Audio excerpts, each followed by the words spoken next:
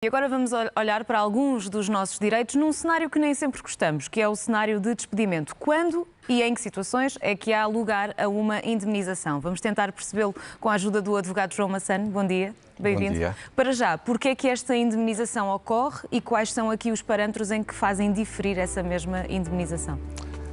No fundo, a indemnização ocorre quando alguém é despedido sem justa causa, porque se houver justa causa de despedimento, não terá direito à indemnização. Então, começando já por aí, como é que se alega justa causa por parte de uma empresa? A justa causa pode ser subjetiva e objetiva. O que é subjetiva? Imagine, quando o trabalhador, entre aspas, se porta mal, comete uma infração disciplinar, pode essa infração ser tão grave que leve a um despedimento e haja justificação para tal despedimento.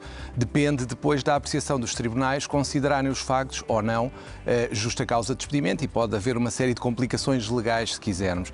Depois pode também haver uma justa causa objetiva que tem a ver com motivos da própria empresa.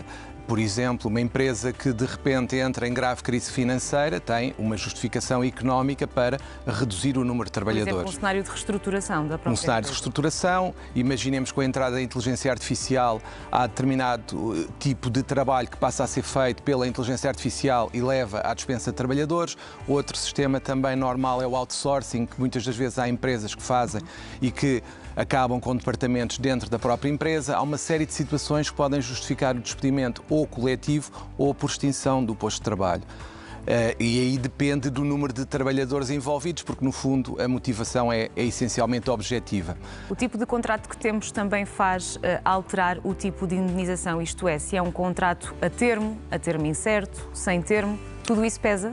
Tudo isso pesa, mas se me permite, ainda falta na parte objetiva, que é o despedimento por inadaptação, já agora, que tem a ver quando o trabalhador muda de posto de trabalho e que pode não se adaptar ao novo posto e por aí também pode haver o despedimento.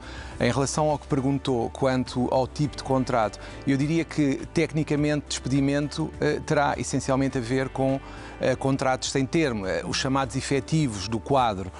Quando há contrato a termo, é pura e simplesmente a caducidade do contrato. O contrato acaba, não há um despedimento propriamente dito, mas aí também haverá uma compensação pela cessação do contrato. No caso do despedimento, é um pouco diferente.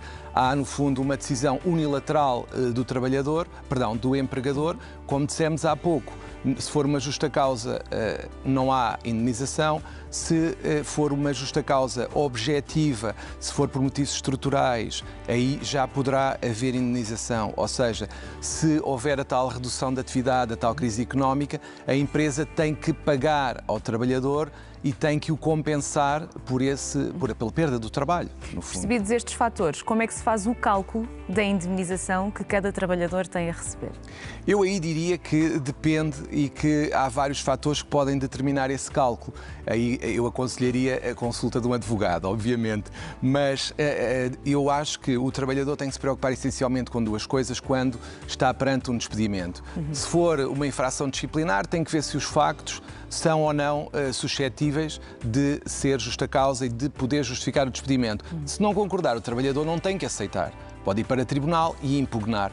No caso que falámos há pouco da redução da atividade, da crise, etc., do despedimento coletivo, também pode impugnar, pode não concordar com os motivos invocados. E os subsídios de férias e Natal entram sempre na indemnização? São sempre contabilizados? Não, são contabilizados, mas o trabalhador aí não tem nada a ver com justa causa. O trabalhador tem sempre direito a receber os subsídios de férias, os subsídios de Natal, e há uma confusão que as pessoas normalmente fazem, que é, muitas vezes não percebem que o dia em que conta, em que se vence o direito a férias, é o dia 1 de janeiro de cada ano, sem ainda terem trabalhado nada. Portanto, o que é que significa? Se alguém for despedido a meio do ano e se ainda não tiver gozado as férias desse ano, tem direito a receber as férias que conquistou, entre aspas, no ano anterior e o proporcional das férias que se venceram durante esse ano. João, muito obrigada por estar connosco praticamente todas as semanas e ajudar-nos sempre a explicar estes casos. Muito obrigado. Obrigada, boa semana. Obrigado, igualmente.